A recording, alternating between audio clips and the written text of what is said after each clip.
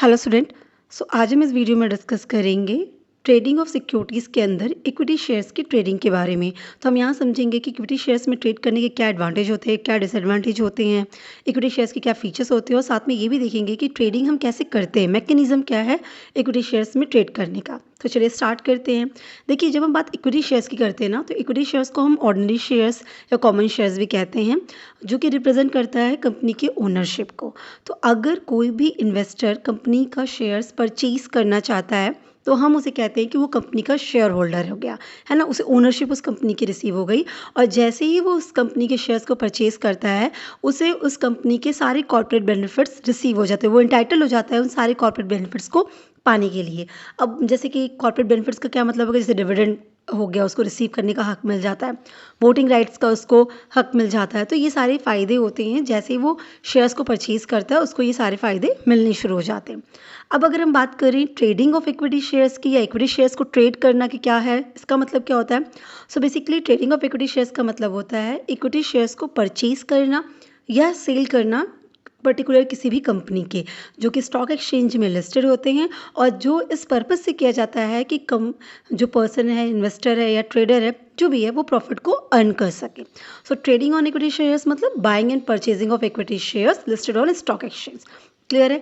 अब हम बात करते हैं फीचर्स की, कि इक्विटी शेयर्स को परचेज अगर आप कर रहे हैं तो क्या फीचर्स हैं। बेसिकली पहला इंपॉर्टेंट चीज़ होता है कि ये एक ओन्ड कैपिटल होती है। मतलब क्या हो गया कि जो अगर आपने किसी भी कंपनी के शेयर्स परचेज़ किए हैं, या जिस भी इन्वेस्टर्स ने शेयर्स परचेज़ किए हैं, वो कंपनी का शेयर होल्डर बन जाता है, और वो ट्रू ओनर कहलाता है। मतलब प्रेफरेंस शेयर्स अगर आप परचेज़ करते हैं तो आप शेयर के कंपनी के ओनर नहीं कहलाएंगे, राइट। लेकिन अगर आप इक्विटी शेयर्स परचेज़ करते हैं तो आप कंपनी के ओनर कहलाते हैं, तो आपका ओन कैपिटल हो जाता है। तो एक तो ये सबसे इंपॉर्टेंट चीज़ हो जाती है। दूसरी सबसे इंपॉर्टेंट बात होती है राइट्स अटैच्ड होना। मतलब क्या हो गया कि इक्विटी शेयर्स के साथ ना कुछ राइट्स अटैच्ड हैं। अब ये किस राइट्स की बात कर रहे हैं, तो अगर आप इक्विटी शेयर्स परचेज़ करते हैं तो आपको कंपनी के रिगार्डिंग कुछ राइट्स मिलते हैं। जैसे आपको वोट करने का राइट मिल जाता है। मतलब कंपनी कोई भी डिसीज़न लेने जा रही है तो उस डिसीज़न के फेवर में या अनफेवर में आपका जो भी पॉइंट ऑफ व्यू हो, उसके रिगार्डिंग आप अपनी वोट को कास्ट कर सकते हैं। आपको वोट देने का राइट मिल जाता है कि येस यू आर एग्री, या आप ये काम कराना चाहते हैं या नहीं कराना चाहते। तो वोटिंग राइट्स आपको एक मिल जाते हैं। इसके अलावा आपको कंपनी की सभी जनरल मीटिंग को अटेंड करने का राइट मिल जाता है। Being an share holder, being an owner of a company, ये आपकी राइट है कि आपको मीटिंग में इनवाइट किया जाए और आप हर मीटिंग को अटेंड करेंगे, है ना। आपको डिविडेंड रिसीव करने का राइट मिल जाता है। कंपनी के जो भी प्रॉफिट्स हो रहे हैं उसमें से प्रॉफिट के एक पोर्शंस को आपको रिसीव होगा रेगुलर इनकम की तरह एज अ डिविडेंड, राइट। आपको बुक्स ऑफ कंपनीज को इंस्पेक्ट करने का राइट मिल जाता। तो ये कई राइट्स हैं जो being an equity share holders आपको रिसीव हो जाते हैं। तो ये एक फीचर्स होता है। इसके अलावा ट्रांसफ़र ऑफ शेयर्स पॉसिबल होते हैं। ट्रांसफ़र ऑफ शेयर्स का मतलब हो गया कि इक्विटी शेयर के केस में आपको कोई रेस्ट्रिक्शन नहीं है कि आप अपने शेयर्स को किसी और को सेल नहीं कर सकते हैं। तो अगर आपने इक्विटी शेयर्स परचेज़ किया और आप चाहते हैं कि ये किसी और को ट्रांसफ़र कर दे और आप कैश में उस चीज़ को कन्वर्ट कर ले या प्रॉफिट अर्न कर ले, तो आप ईजिली कर सकते हैं। अपने शेयर्स को आप किसी को भी ट्रांसफ़र कर सकते हैं विदाउट एनी रेस्ट्रिक्शन। तो ये भी एक इक्विटी शेयर्स के फीचर्स हो गए। इसके अलावा बोनस शेयर्स और राइट शेयर्स का बेनिफिट आपको रिसीव हो जाता है। जैसे ही आप इक्विटी शेयर्स परचेज़ कर लेते हैं, आप इक्विटी शेयर होल्डर बन जाते हैं, तो अगर कंपनी फ्यूचर में कभी राइट शेयर इशू करने जा रही है तो वो सबसे पहले आपको इशू किया जाएगा। मतलब आपको बोला जाएगा राइट शेयर, मतलब पहले आपको इन्फॉर्म किया जाएगा कि ये फ्रेश इशू आ रहा है, आप इसे परचेज़ कर लीजिए, राइट। अगर आप परचेज़ करते राइट इशू लेते हैं देन ओके, अदरवाइज़ वो आगे जाएगा। तो राइट इशू का भी आपको हक मिल जाता है कि अगर फ्रेश इशूज़ कंपनी लाएगी तो पहला हक आपका बनेगा उसको परचेज़ करने का। इसके अलावा बोनस शेयर भी कई बार कंपनीज़ जब बहुत ज़्यादा प्रॉफिट कमा लेती हैं, और भी कई रीजंस हैं, उस केस में कंपनीज़ बोनस शेयर इशू करती हैं। तो बोनस शेयर भी उन्हीं को मिलता है जो इक्विटी शेयर होल्डर होते हैं, राइट। अब ये बोनस शेयर जो मिलता है वो विदाउट एनी पेमेंट मिलता है। मतलब आपको कोई शेयर्स को परचेज़ करने के लिए कोई पेमेंट करने की ज़रूरत नहीं है, आपको एक्स्ट्रा शेयर्स ही मिलने वाले हैं। तो ये एक्स्ट्रा शेयर्स, ये बोनस शेयर्स जो आपको रिसीव होंगे, वो किसको रिसीव होंगे, वो सिर्फ इक्विटी शेयर होल्डर को रिसीव होंगे। तो इस तरह के कुछ फ़ायदे आपको रिसीव होने लगते हैं हैं, ये कुछ फीचर्स इक्विटी शेयर्स होने के। अगर इक्विटी शेयर्स हैं तो ये ओन्ड कैपिटल का पार्ट हो जाता है, आर राइट्स इसके साथ अटैच्ड होती है, ट्रांसफर ऑफ शेयर्स पॉसिबल होते हैं और राइट शेयर और बोनस शेयर का बेनिफिट होता है। ठीक, अब हम बात करेंगे कि अगर इक्विटी शेयर्स में हम ट्रेडिंग करना चाहते हैं तो उसके पार्टिसिपेंट्स कौन से हैं। मतलब अगर आप इक्विटी ट्रेडिंग करने जा रहे हैं, या मैं कहूँ कि अगर आप ट्रेडिंग करने जा रहे हैं तो उसमें कौन कौन से पार्टिसिपेंट्स होते हैं। ठीक, तो सबसे पहले होता है हमारा इन्वेस्टर या ट्रेडर, है ना, बाय या सेल करने वाला इक्विटी शेयर्स। इन्वेस्टर मतलब जो परचेज करने जा रहा है, और ट्रेडर मतलब जो ऑलरेडी परचेज किया है वो सेल करना चाहता है। तो अगर आप इक्विटी शेयर्स परचेज करते हैं तो इन्वेस्टर कहलाते हैं, वहीं अगर सेल कर रहे होते हैं तो ट्रेडर कहलाते हैं। तो एक तो मेन तो यही पार्टिसिपेंट्स हैं कि जिनको शेयर्स को परचेज करना है या सेल करना है। ठीक है, दूसरा आते हैं हमारे ब्रोकर या सब ब्रोकर। मतलब क्या हो गया कि जो भी आप परचेज करना चाह रहे हैं या जो भी शेयर्स आप सेल करना चाह रहे हैं वो ऑर्डर एग्जीक्यूट कौन करेगा। तो इन्वेस्टर्स या ट्रेडर के बिहाफ पे वो शेयर्स वो ऑर्डर एग्जीक्यूट्स करते हैं ब्रोकर या सब ब्रोकर। तो बहुत सारी ब्रोकर्स कंपनीज़ हैं, ब्रोकर फर्म्स हैं हमारे यहाँ पे, लाइक एंजल ब्रोकर हो गई, जीरोधा हो गई, ग्रो हो गए। बैंक्स आपके एज अ ब्रोकर एक्ट करते हैं ना, एज अ एजेंट वो वर्क करते हैं। तो ये सारे क्या हो गए आपके ब्रोकर्स हो जाते हैं जो आपके ऑर्डर्स को एग्जीक्यूट कराते हैं। इसके अलावा और कौन पार्टिसिपेंट्स होते हैं, एक आपका स्टॉक एक्सचेंज मतलब एनएससी या बीएससी।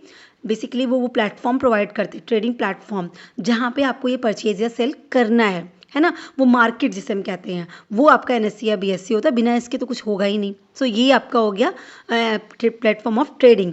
इसके अलावा हमारी क्लियरिंग कॉरपोरेशंस होती हैं जो इंश्योर करती हैं कि ट्रेड प्रॉपर्ली सेटल हो जाए। मतलब अगर परचेज़ किया है तो परचेज़ प्रॉपर्ली कंप्लीट हो जाए, पूरा प्रोसेस, है ना, आपको शेयर्स आपके नाम पे अलॉट हो जाए, पेमेंट डन हो जाए। इसी तरह अगर आपने सेल किया है तो आपको पेमेंट आपको रिसीव हो जाए। इस तरह से वो पूरी सेटलमेंट को पूरी ट्रेड को सेटल करते हैं। तो जैसे clearing corporation of India limited है जो ये काम करती है, तो इस तरीके से क्लियरिंग कॉरपोरेशंस होती हैं। फिर हमारे आते हैं डिपॉजिटरीज। तो जैसे NSDL, CDSL ये हमारी डिपॉजिटरीज है, मतलब नेशनल सिक्योरिटी डिपॉजिटरी लिमिटेड, या फिर CDSL क्या हो गया, central depository service limited. Basically ये वो डिपॉजिटरीज हैं जो आपके जो भी आपने परचेज़ किया है या जो भी आपके पास अब रिमेनिंग बचा है सेल करने के बाद, उनका इलेक्ट्रॉनिक डेटा रिकॉर्ड रखते हैं ना। मतलब आपके पास आप कितने शेयर्स के ओनर हो, वो जो रिकॉर्ड मेंटेन करते हैं वो कौन करते हैं, ये डिपॉजिटरीज। इन्हीं के पास इलेक्ट्रॉनिक फॉर्म में आपके शेयर्स रहते हैं। बेसिकली जब आप परचेज करते हैं ना, तो क्या फिजिकल फॉर्म में आपको शेयर रिसीव होते हैं, नहीं होते आपको फिजिकल फॉर्म में। तो कैसे होता है, आपके अकाउंट में वो बस दिख जाता है कि आपने 100 या 500 या 600 शेयर्स परचेज़ किए पर्टिकुलर कंपनी के, या इस कंपनी के आपने 200 शेयर परचेज़ किए, या इस कंपनी के आपने सिर्फ 2 शेयर परचेज़ किए। तो आपके अकाउंट में दिखता है कि आपने ये परचेज़ किया, पर परचेज़ करके वो इलेक्ट्रॉनिकली पूरा होल्ड करने की जो जिम्मेदारी होती है वो इन डिपॉजिटरीज की होती है। तो ये आपका इलेक्ट्रॉनिक डेटा मेंटेन करते हैं, आपके रिकॉर्ड्स मेंटेन करते हैं कि आप कितने के ओनर हो इस वक्त। ठीक है, कितना आपके पास शेयर्स है, अगर आपने सेल किया तो रिमेनिंग कितने हैं, परचेज किया तो टोटल कितने हैं। ठीक है, इसके अलावा हमारे आती है सेबी, जो एक रेगुलेटरी अथॉरिटी होती है जो पूरी इस चीज़ को अच्छे से परफॉर्म कराने में हेल्प करती है। मतलब कि ये देखती है कि हर चीज़ें फेयर हो रही हो, है ना, कहीं भी इन्वेस्टर्स के साथ कोई धोखेधड़ी ना हो, कोई जालसाजी ना की जाए, कोई माल प्रैक्टिसेस ना की गई हो, है ना, हर एक चीज़ फेयर हो, अच्छी तरीके से कंडक्ट हो। ये जो जिम्मेदारी है वो किसकी होती है, सेबी। तो सिर्फ इक्विटी ट्रेडिंग की बात नहीं करेंगे, अगर आप ट्रेडिंग कर रहे हैं तो आपको ये सारे पार्टिसिपेंट्स मिलते हैं, इनके बिना आपकी ट्रेडिंग कंप्लीट नहीं होगी। ठीक है, तो इन्वेस्टर या ट्रेडर होगा, चाहे जिस भी चीज़ को आप परचेज या सेल करने वाले होगे, फिर ब्रोकर होगा, स्टॉक एक्सचेंज होगी, क्लियरिंग कॉर्पोरेशन होगी, NSDL CDSL होगी और सेबी होगी। यही वो पार्टिसिपेंट्स हैं जिनके बेसिस पे पूरी ट्रेडिंग कंप्लीट होती है। ठीक, फिर हम बात करते हैं कि इक्विटी शेयर में आप ट्रेड करते हो तो क्या फ़ायदे हैं, एडवांटेजेस क्या है इक्विटी ट्रेडिंग के। सबसे पहली बात होती है हाई रिटर्न पोटेंशियल, क्योंकि अगर आप जैसे ही इक्विटी में ट्रेड करते हो, परचेज करते हो ना, तो ये आपके लिए एक पॉसिबिलिटी बना देती है कि अगर आप लॉन्ग टर्म में होल्ड करके रखे हो तो आपको बहुत अच्छा रिटर्न मिलने वाला है अदर क्लासेस ऑफ एसेट्स के कंपैरिजन में। राइट। ऐसा क्यों कि जब कंपनियां ग्रो करती हैं, लंबे टाइम में कंपनी ज़्यादा प्रॉफिट कमाएगी, तो आपको उस प्रॉफिट का शेयर मिलने वाला है, ना कि ये कोई फिक्स परसेंटेज मिलने वाला है। जैसे कि अगर आपने कोई फिक्स डिपॉजिट परचेज किया है, एफडी वगैरह ली है, या कोई बॉन्ड परचेज किया है, तो वहाँ पे आपको कितना मिलना है वो पहले से ही फिक्स हो जाता है। लाइक 7%, 8%, 9% फिक्स हो गया है, ठीक है, आपको उतना ही रिसीव होगा। कंपनी चाहे जितना भी प्रॉफिट क्यों ना कमा ले, लेकिन अगर आपने परचेज किया इक्विटी शेयर्स, तो कंपनी अगर फ्यूचर में बहुत प्रॉफिट कमाती है, तो जितना ज़्यादा वो प्रॉफिट कमाएगी, आपको उतना ज़्यादा शेयर ऑफ प्रॉफिट मिलने वाला है, क्योंकि आप शेयर होल्डर हैं, आपको फ़ायदे के हिस्से मिलने वाले। तो कंपनी ज़्यादा ग्रो करेगी तो आपको ज़्यादा फ़ायदा होगा। तो हाई रिटर्न की पोटेंशियल और चांसेस जो होती है वो इक्विटी ट्रेडिंग में होती है। इसके अलावा आप कंपनी के ओनरशिप, मतलब आप ओनरशिप को होल्ड करते हो, आप ओनर बन जाते हो, क्योंकि जो शेयर होल्डर्स होते हैं वो कंपनी के ओनर कहलाते हैं ना। तो कंपनी की ग्रोथ, प्रॉफिटेबिलिटी, हर चीज़ से जो भी बेनिफिट होगा वो सब आपको मिलेंगे, ठीक है। इसके अलावा डिविडेंड इनकम आपको रिसीव होती है, तो आपको एक रेगुलर इनकम की तरह कैपिटल एप्रिसिएशन तो होगा। मतलब कैपिटल एप्रिसिएशन का मतलब यहाँ समझिएगा आप कि अगर आपने शेयर्स परचेज़ किए हैं, तो शेयर्स परचेज़ किए हैं, अगर आपने इसे 100 रुपये पर परचेज़ किया और कंपनी फ्यूचर में ग्रो कर गई, बहुत ज़्यादा ग्रो कर गई, और आज जो आपने 100 रुपये के शेयर परचेज़ किए थे, आज उसी एक शेयर की प्राइस 100 नहीं है, 4,000 रुपये है। तो आज अगर आप सेल करोगे उस शेयर को, तो आपको 100 रुपये नहीं, आपको 4,000 रुपये मिलेंगे, क्योंकि आज की प्राइस क्या चल रही है, 4,000 चल रही है। तो आपका कैपिटल तो अप्रिशिएट किया ही किया, लेकिन आपको एक रेगुलर इनकम भी मिल रही है। हर साल आपको कंपनी जो भी प्रॉफिट कमाएगी, उस प्रॉफिट से कुछ पोर्शन भी आपको देगी एज अ डिविडेंड। तो रेगुलर इनकम, डिविडेंड इनकम मिलती है, साथ ही आपका कैपिटल अप्रिशिएट होता है, राइट। आपको जैसे अगर हम एफडी वगैरह की बात करें, तो एफडी वगैरह में जो इंटरेस्ट है बस वही है, एक्स्ट्रा कैपिटल अप्रिशिएट नहीं होती है ना। लेकिन यहाँ पे आपको कैपिटल अप्रिसिएशन मिलता है। बॉन्ड वगैरह में भी आपको इंटरेस्ट जो है वो रिसीव होगा, आपका कैपिटल अप्रिशिएट नहीं होगा, पर यहाँ पे आपकी कैपिटल अप्रिशिएट होती है। तो ये बहुत इंपॉर्टेंट चीज़ है कि कैपिटल अप्रिसिएशन होता है, आपको रेगुलर इनकम के फॉर्म में डिविडेंड रिसीव होती है, ठीक। इसके अलावा पोर्टफोलियो डाइवर्सिफिकेशन होता है कि अगर आप मल्टीपल सेक्टर ऑफ कंपनीज़ में इन्वेस्ट करते हैं, है ना, अलग अलग स्ट्रक्चर, अलग अलग जो आपके सेक्टर्स है कंपनीज़ के, आप उनमें अपने पैसों को लगाते हैं, वहाँ पे परचेज़ करते हैं, तो आप अपने रिस्क को रिड्यूस कर ले जाते हैं। कि मान लीजिए एक कंपनी लॉस कर रही है, पर हो सकता है दूसरी कंपनी बहुत ज़्यादा प्रॉफिट कमा जाए, तो ऐसे सिचुएशन में आपका लॉस मिटिगेट हो जाएगा, रिड्यूस हो जाएगा। तो कहीं ना कहीं पोर्टफोलियो डाइवर्सिफिकेशन पॉसिबल हो जाता है, ठीक है। या आपने बॉन्ड परचेज़ कर रखा है, आपने डेब्ट इंस्ट्रूमेंट परचेज़ कर रखा है, साथ में अपनी इक्विटी परचेज़ कर रखी है, तो भी आपके लिए क्या हो गया, आपका डाइवर्सिफाई हो गया पोर्टफोलियो, और आपको कहीं ना कहीं सेफ साइड लेके जाते हैं, ठीक है। इसके अलावा हमारा क्या फ़ायदा हो गया, लिक्विडिटी। तो शेयर्स बहुत ईजिली बाय या सेल किए जा सकते हैं स्टॉक एक्सचेंज में। क्विक कन्वर्जन पॉसिबल है कैश में, मतलब आप तुरंत चाहे तो तुरंत सेल कर सकते हैं, उसमें कोई रेस्ट्रिक्शन नहीं है कि आप इक्विटी शेयर होल्ड करते तो आप शेयर्स को ट्रांसफ़र नहीं कर सकते। ये ट्रांसफरेबिलिटी पे कोई रोक नहीं है, इसलिए आप ईजिली उसे कैश में कन्वर्ट कर सकते हो, तो लिक्विडिटी यहाँ पे हो जाती है। इसके अलावा ट्रांसपेरेंसी एंड रेगुलेशन है, क्योंकि स्टॉक एक्सचेंज पूरा सेबी के थ्रू रेगुलेट किया जाता है, तो वो इंश्योर करती है कि भाई सारी ट्रेडिंग फेयर हो, इन्वेस्टर्स के जो राइट्स हैं वो प्रोटेक्टेड रहें, कोई माल प्रैक्टिसेस ना की जाए, तो पूरा चीज़ें बहुत ट्रांसपेरेंट रहती है और बहुत अच्छे से रेगुलेट की जाती है, ठीक है। तो ये भी एक फ़ायदा हो जाता है, और easy access and online trading possible होता है, क्योंकि आपको ऑनलाइन प्लेटफॉर्म मिल जाता है जो इक्विटी ट्रेडिंग को बहुत कन्वीनियंट कर देता है, फास्ट कर देता है, और सभी इन्वेस्टर के लिए एक्सेसिबल कर देता है कि आप इजीली उस चीज़ को होल्ड कर सकते हैं, ठीक। अब नेक्स्ट आता है कि अगर हम इक्विटी में ट्रेड करते हैं तो डिसएडवांटेज क्या है हमारे पास। सो पहला डिसएडवांटेज है कि हमें गारंटेड रिटर्न्स नहीं मिलते हैं। क्यों? क्योंकि देखिए, अगर कंपनी ने कहा कि उसे प्रॉफिट हुआ तो ही वो आपको डिविडेंड देगी ना। कंपनी ने डिविडेंड डिस्ट्रीब्यूट नहीं किया, डिविडेंड डिक्लेयर नहीं किया, तो आपको डिविडेंड रिसीव नहीं होगा। लेकिन अगर आप कोई फिक्स सिक्योरिटीज़ में इन्वेस्ट करते हैं तो आपको ये कंफर्म है कि आपको उतना इनकम रेगुलर होगी, ठीक है। तो यहाँ पे क्या हो गया कि आपको रेगुलर इनकम एश्योर नहीं होती है। दूसरा, मार्केट रिस्क बहुत हाई होता है। अगर कंपनी के शेयर्स के प्राइसेस फ्लैक्चुएट करते हैं due to any reason, like market के सेंटिमेंट्स की वजह से, इकोनॉमी में कुछ चेंजेस आ रहे हैं ना, इन्फ्लेशन, डिफ्लेशन, इस तरह से कुछ भी इकोनॉमिकल चेंजेस आ रहे हैं, या ग्लोबल क्राइसिस आ रही है, तो भी उसका इम्पैक्ट पड़ेगा। या कंपनी की परफॉर्मेंस लो हो रही है, तो उस वजह से भी अगर प्राइसेस फ्लैक्चुएट कर रहे हैं, डाउन जा रहे हैं, तो कंपनी का जो कैपिटल आपने लगा रखा था वो एप्रिशिएट नहीं, डेप्रिशिएट कर जाएगा। तो मार्केट रिस्क बहुत है, ठीक है। इसके अलावा कैपिटल लॉस की पॉसिबिलिटी हो जाती है, क्योंकि अगर शेयर प्राइसेस डाउन होंगे तो ये पॉसिबल है कि इन्वेस्टर ने जो पैसा लगाया है वो पूरा का पूरा उसका कम हो जाए, है ना। आपने 100 रुपये में परचेज़ किया था, आप सोच रहे थे कि 150, 200, 4000 हो जाएगा, और हो सकता है कि वो 4 रुपये हो जाए। जैसे यस बैंक में हुआ था कि यस बैंक जब डिफ़ॉल्ट करी तो जिन्होंने भी उसके शेयर्स जब वो पीक पे थी और परचेज़ किए थे, बाद में उसके शेयर्स के प्राइसेस मतलब 8 रुपये 10 रुपये ट्रेड होने लग गए, तो वो बहुत हैवी लॉस था। तो ये चीज़ें हो जाती हैं। इसके अलावा क्या होता है कि नॉलेज एंड मॉनिटरी की रिक्वायरमेंट होती है। अगर आपको प्रॉपर नॉलेज नहीं है, आप मार्केट ट्रेंड्स को ट्रैक नहीं कर सकते हैं कि किस तरह से फाइनेंशियल परफॉर्मेंस चल रही है कंपनी की, मार्केट का ट्रेंड क्या जा रहा है, वो अपग्रेड है, डाउनग्रेड है, किस तरह से है, डिमांड क्या आ रही है, अगर आप ये चीज़ें नहीं समझ पाएंगे तो आप सही से उसका फ़ायदा नहीं ले पाएंगे, है ना।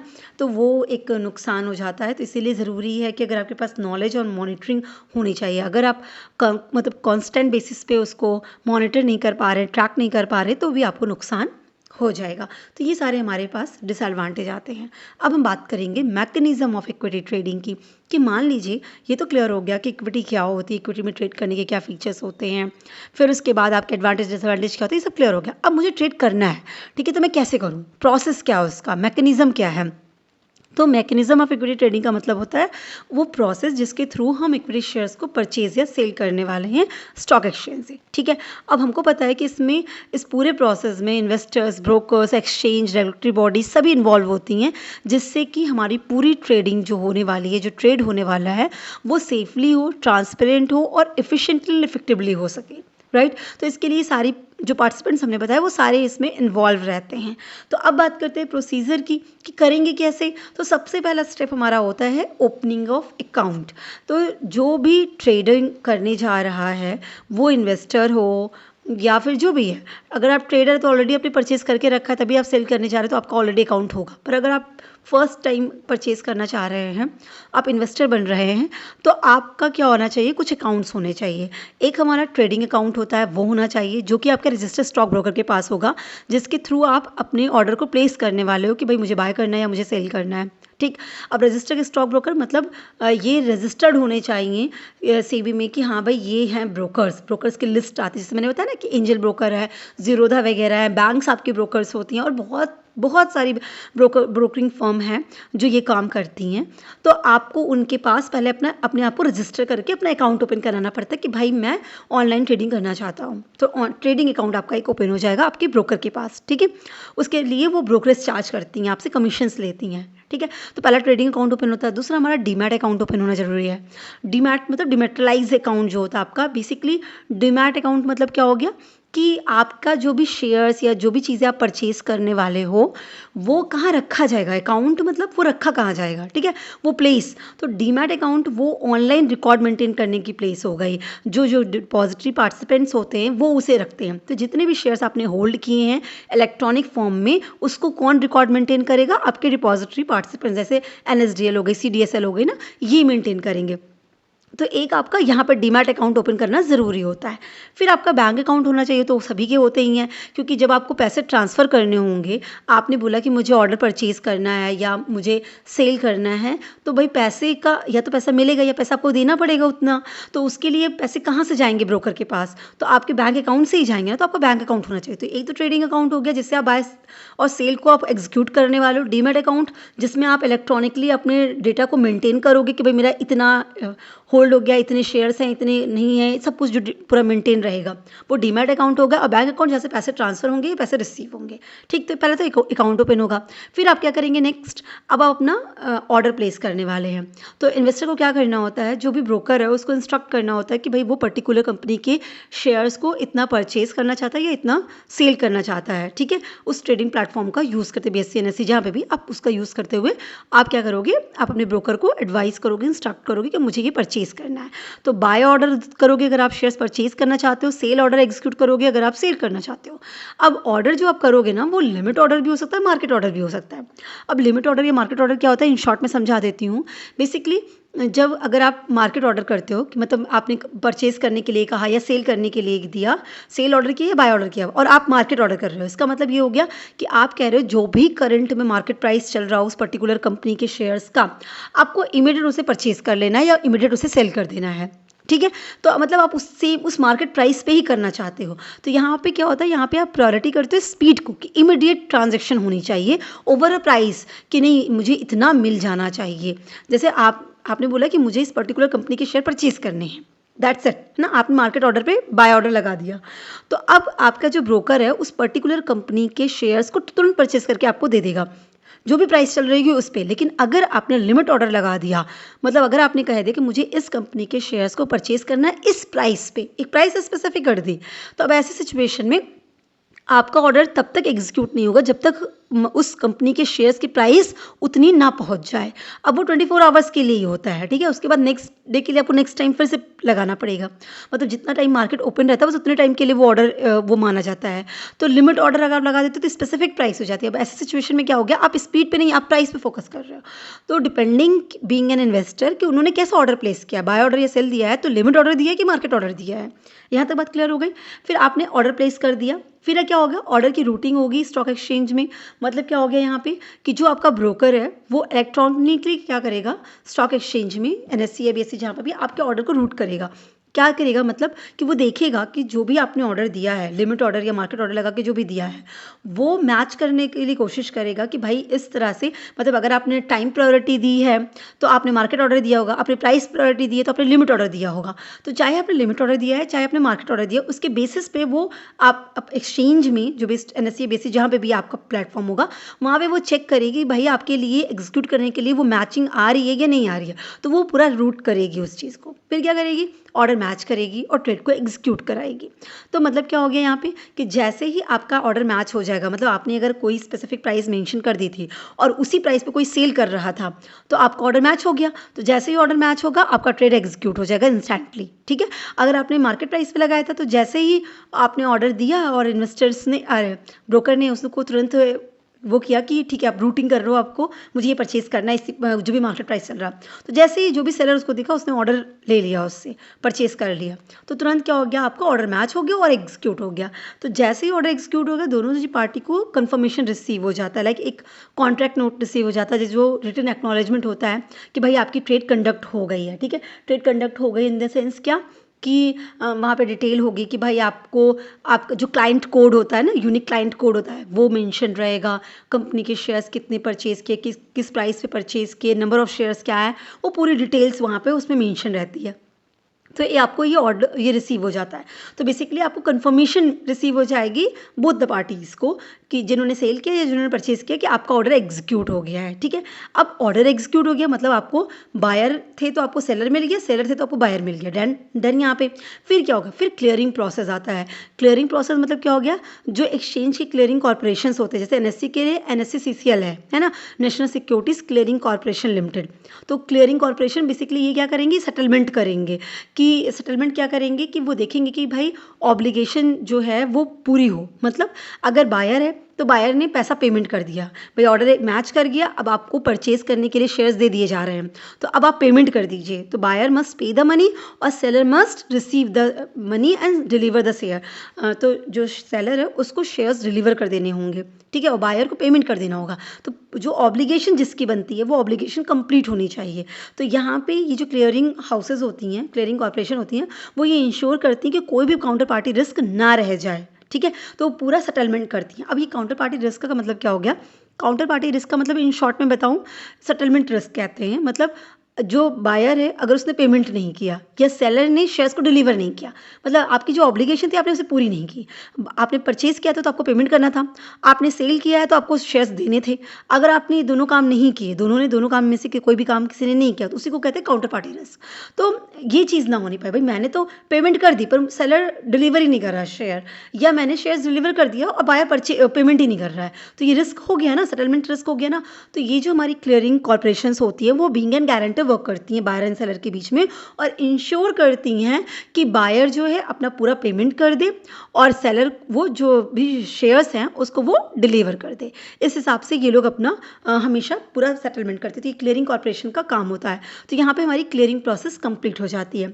फिर क्या होता है, सेटलमेंट प्रोसेस होती है। भाई उन्होंने पेमेंट कर दी, उन्होंने शेयर्स डिलीवर कर दिए, अब सेटलमेंट होगा। सेटलमेंट प्रोसेस मतलब क्या हो जाता है, यहाँ पे सेटलमेंट के लिए टाइम पीरियड चाहिए होता है जिसको हम कहते हैं T+1 बेसिस पे होता है। मतलब ट्रेड डेट जिस दिन ट्रेडिंग हुई है और एक वर्किंग डेज और ऐड ऑन किया जाएगा, तब आपका सेटलमेंट हो जाता है। मतलब आपके अकाउंट में उतना शेयर्स क्रेडिट हो जाएगा या उनके अकाउंट से उतना शेयर्स हट जाएगा, तो पूरा सेटलमेंट हो जाएगा, राइट।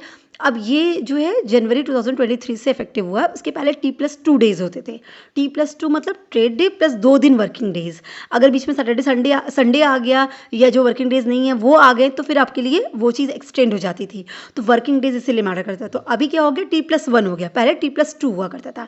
तो इसमें क्या हो जाता है सेटलमेंट में कि बायर को शेयर्स उनके डीमैट अकाउंट में रिसीव हो जाए और सेलर्स को क्या हो जाए, उनके बैंक अकाउंट में पैसा रिसीव हो जाए, ठीक है। तो पूरा डीमैट अकाउंट में प्रॉपर्ली आपका दिखने लगेगा कि भाई मैंने इस कंपनी के इतने शेयर्स परचेज कर रखे हैं और बैंक जो आपका सेलर था उसको उसके बैंक अकाउंट में दिख जाएगा कि मुझे इतना पैसा का पेमेंट रिसीव हुआ है। तो इस पूरे प्रोसेस में T+1 डे लगता है, ठीक है। तो ये सेटलमेंट हो जाता है एंड फिर हमारी ओनरशिप ट्रांसफ़र हो जाती है। जैसे ही सेटलमेंट कंप्लीट होता है शेयर्स को ट्रांसफ़र कर दिया जाता है सेलर्स के डीमैट अकाउंट से बायर्स के डीमैट अकाउंट में, और ऑफिशियली जो होता है बायर अब उस कंपनी का शेयर होल्डर बन जाता है और फिर उसको शेयर सर्टिफिकेट वगैरह इशू किया जाता है कंपनी के थ्रू, जो कि ऑलमोस्ट 1 महीना 2 महीने का टाइम पीरियड लग जाता है, राइट। सो आई होप आपको पूरा ये मैकेनिज्म क्लियर हुआ होगा। Wish you all the best. Thank you so much.